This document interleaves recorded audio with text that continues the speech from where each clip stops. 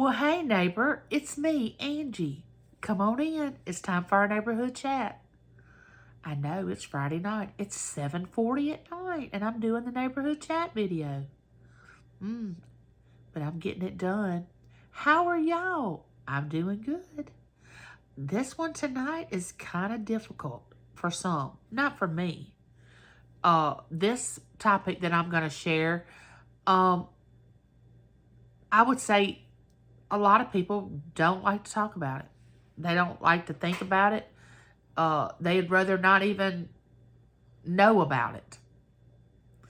But I had something happen this week that I wanted to share with you all, and I wanted to talk about the subject. Day before yesterday, about 7:30 in the morning, Matt called, my son. I answered the phone. He said, "Hey, Mom, what you doing?" I said, "I'm just waking up, getting ready to get up and get some breakfast." He said, "Well, how are you doing, really? Would you tell me if you were doing bad?" And I said, "Yeah, I would tell you if I was doing bad. Why? What's wrong?" Well, then he started crying, saying, now you have to understand, my son is 33 years old. He has always been a dreamer. He'd have vivid dreams. He'd wake up in the middle of the night. He walked in his sleep. He was very in tune to other people, their spirituality. When he was younger, I said, that's our little preacher right there. But anyway, he said, "Mom, I had a dream that you died. I dreamed that you died and I was the only one that could see you. And I kept saying, 'Mom, you are dead.' And you kept saying, 'No, Matt, I'm fine.' And I kept saying, 'You're not fine, Mama, you're dead.' And you kept saying, 'No, Matt, I'm fine. If I'm dead, I'm fine. I'm not scared of dying.' And I said, 'Matt, baby, I'm fine. Everything's fine. I'm sorry you had that bad dream.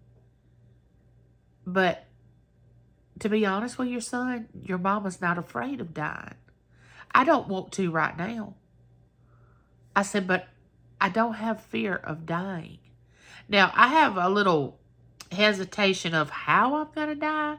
Like, I don't want to go through all that, some major suffering or anything.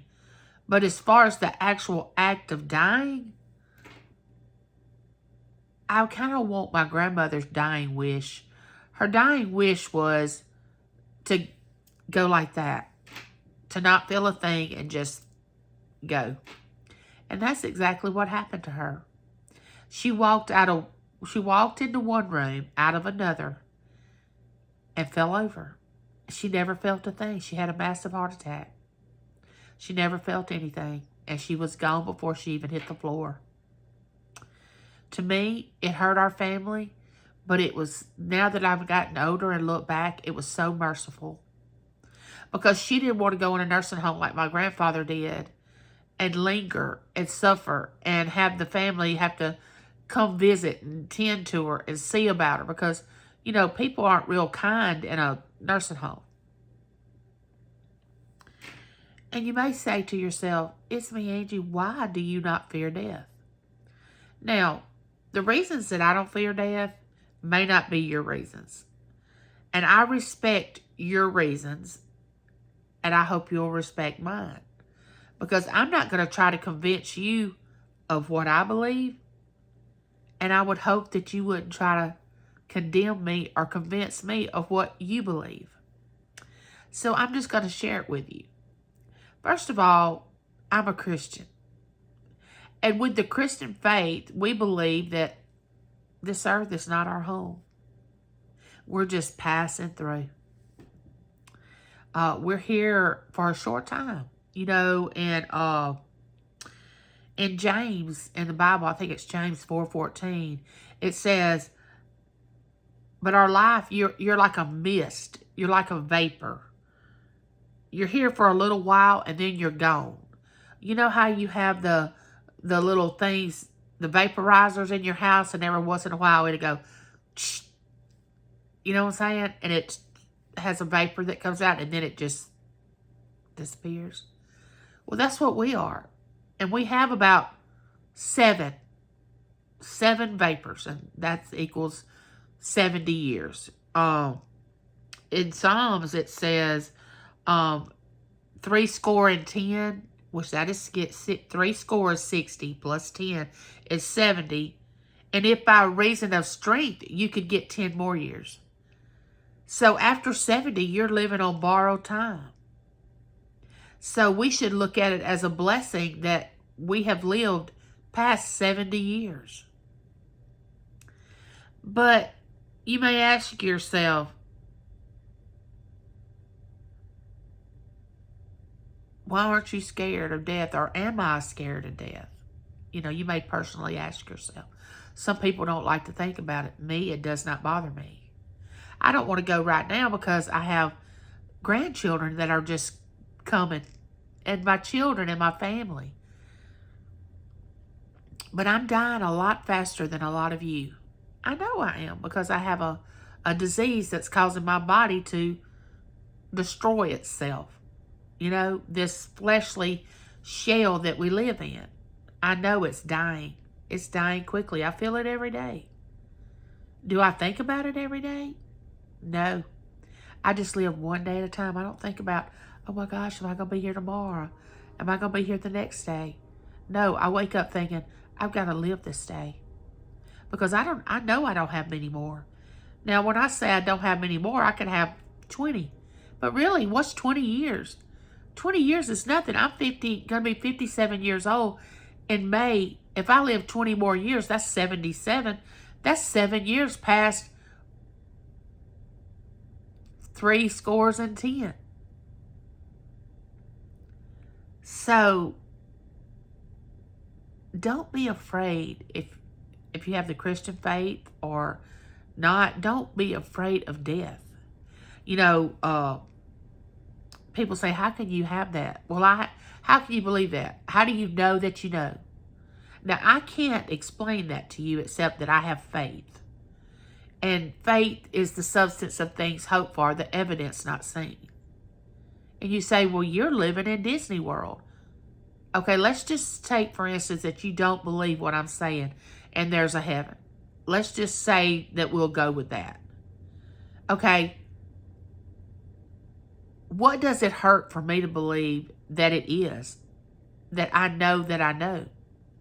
Just like I know that God's going to come back one day and get me and take me, whether he takes me by death or if he takes me by rapture, he's coming.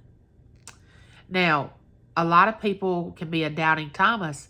He was one of the disciples that he didn't believe that Jesus had risen from the dead. He had to actually see the scars in his hand to prove that who he was. And in John 20:29, Jesus said, Thomas, you have seen me. I have proven that I am Jesus. I have shown you the scars. But blessed are the ones that have not seen and believed. So that's what faith is. And if I have a little faith to believe that my life is going to go on once I leave here, and I don't have a doubt in my mind that it is, what's wrong with that? I respect you if you don't believe that. That's your belief. Dying is not an easy thing to deal with, especially loved ones passing away, because we're so emotionally attached to that person that we don't want to let them go. And I think the worst one would be a parent losing a child. I think, to me, that's the hardest thing for me to understand. It's why a child has to pass away before a parent does. It's not supposed to happen that way, but it happens every single day. I don't know why it does. I'm sorry that it does. Now, I can speculate on why I think it happens, but it would just be speculation, and that's nothing to go into. But as far as death, when we're born, we start dying. And when we are born, we start dying. Because the first 50 or the first 40 years, live it up. And then after that, it starts just going away. But you appreciate it. Like, I appreciate every day that I live. And that's what I told Matt when he called the other day. I said, Matt, I know you're going to hurt when I die. And I'm sorry. But you will see me again one day. And you will know that I loved you with all my heart. And I don't believe that I'll completely go away from you. You'll have my memories. You'll have these YouTube videos. You'll have the memory. That's why when my children come to my home or I talk to them on the phone, I get so excited when I talk to them. Because I want them to remember Mom was always excited to talk to me. I feel that way about you all. That's why I want y'all to understand that I love you and there's nothing you can do about it. Because I want you to remember me as a person that always was loving you, accepting you, allowing you to be you. I don't ask that you believe like I do. I wish you would, but I'm not asking you to because I'm going to love you anyway. But when we have to deal with death, you know, death is so final. It is so final.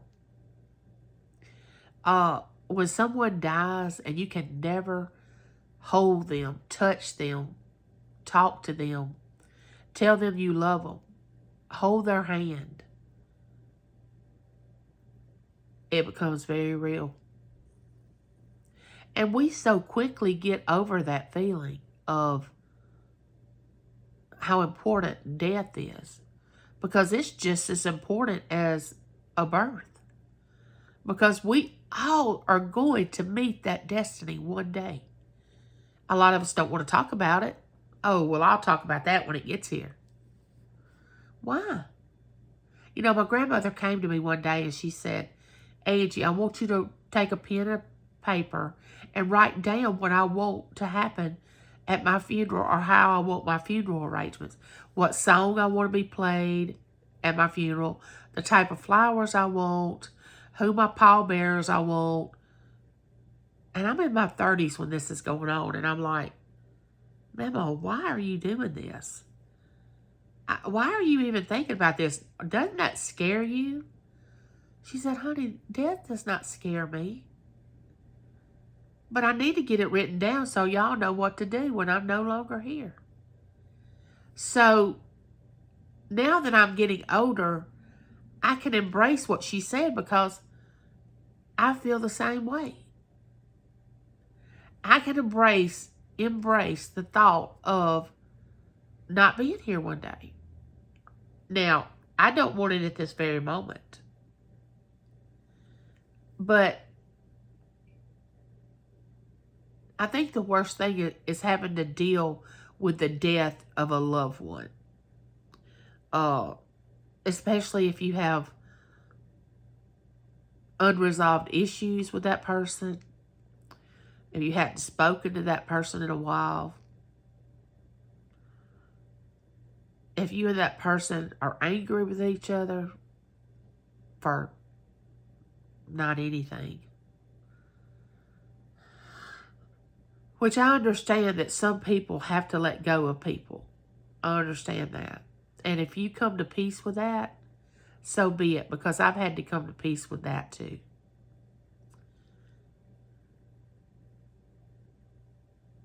But dying is not anything to be afraid of. You know, my grandmother used to say, we should cry when babies are born, and we should rejoice when people die. And I would think, now that's the craziest thing I've ever heard. Well, when both my grandchildren were born, I cried. I was so happy. It was it was tears of joy. And I can honestly say that I have had loved ones to pass and say to myself, they lived a good long life. The race is over for them. They've come to the end of their race and they've made it to the other side. And that brings joy to me because I know that they're safe over there on the other side. Now, I don't know what people do that don't believe in the afterlife. I don't know what that's like, so I can't elaborate on it. I don't judge it.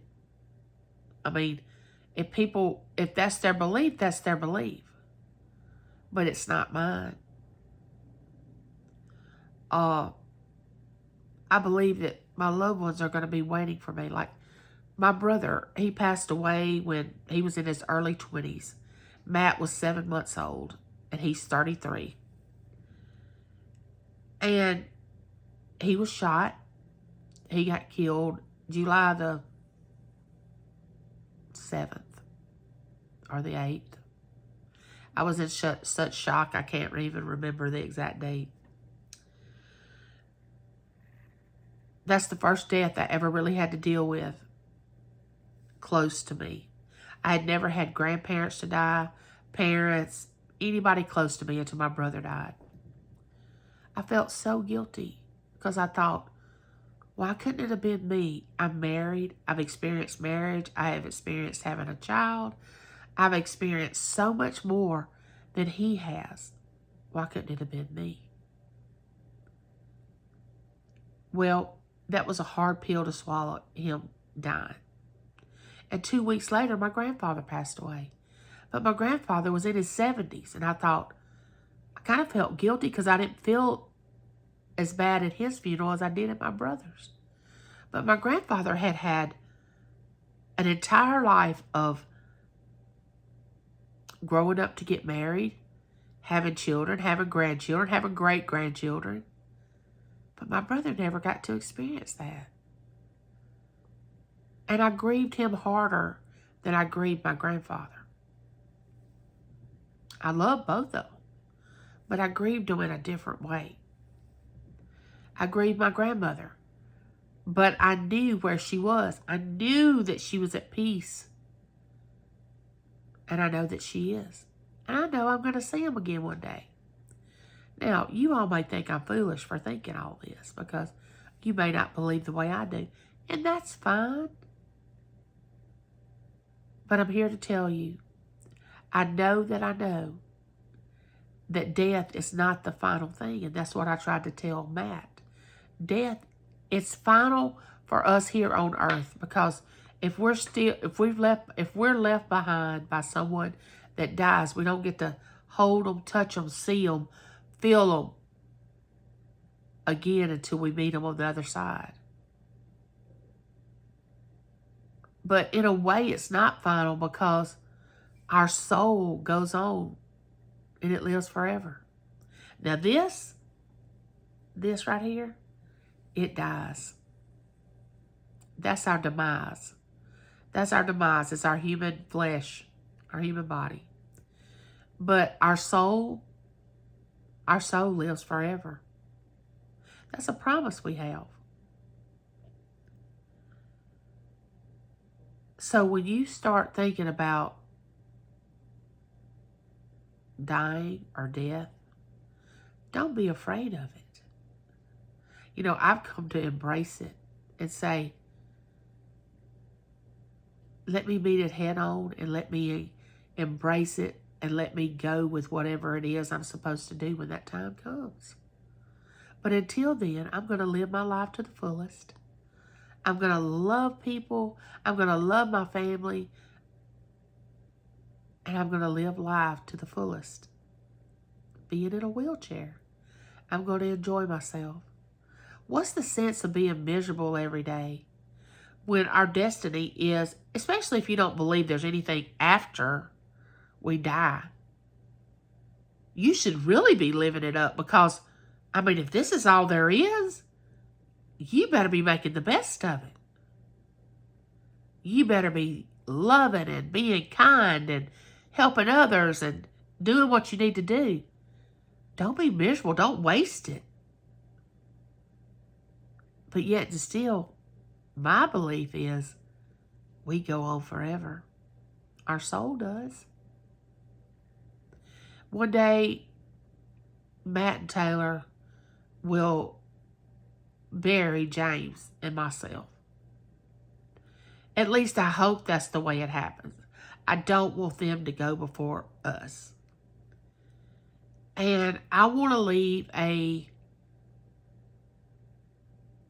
picture of myself for them that they can be proud of. That they can know that I love them.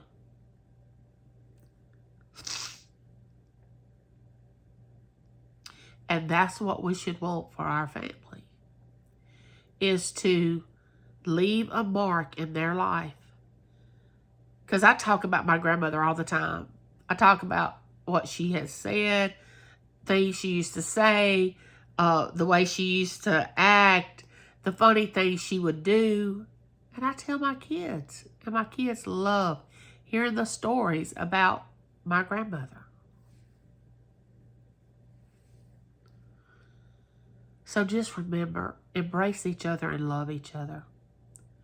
Don't be so angry that you give up one day not loving your family. Love others. Embrace that. Hold on to it. And with that being said, neighbor, like, share, subscribe, ring that bell, and never, ever, ever forget I love you and there's nothing you can do about it. I'll talk to you soon, neighbor. Bye.